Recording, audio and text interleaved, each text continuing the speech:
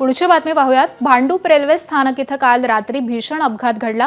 रात्री 9:30च्या दरम्यान रांगेमध्ये उभ्या असलेल्या प्रवाशांच्या अंगावरती बस गेल्यामुळे 4 जणांचा जागीच मृत्यू झालाय, तर 10 जण हे जखमी झालेले आहेत। जखमींना राजेवाडी आणि अग्रवाल रुग्णालयामध्ये दाखल केलेलं असून चालकाला ताब्यात घेतलं असल्याची माहिती ही पोलिसांनी दिली आहे। तर दरम्यान या अपघाताचा सीसीटीव्ही हा देखील समोर आलेला आहे।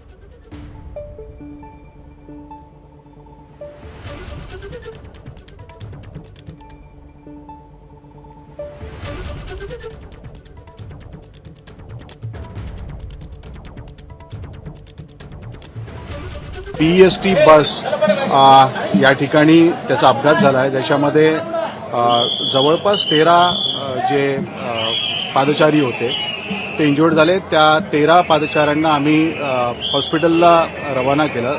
त्यातील 4 जे लोक आहेत ते या घटनेमध्ये दगावले आहेत। या घटनेतला जो ड्रायव्हर आहे तो ड्रायव्हर पोलिसांच्या ताब्यात आहे। आणि भांडूपमधील या बेस्ट बस अपघातातील मृतांची नावं ही देखील आता समोर आलेली आहेत।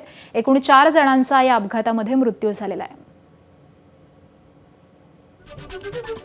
प्रणिता रासम, वर्षा सावंत, मानसी गुरव आणि प्रशांत शिंदे या 4घांचा या अपघातामध्ये मृत्यू झालाय।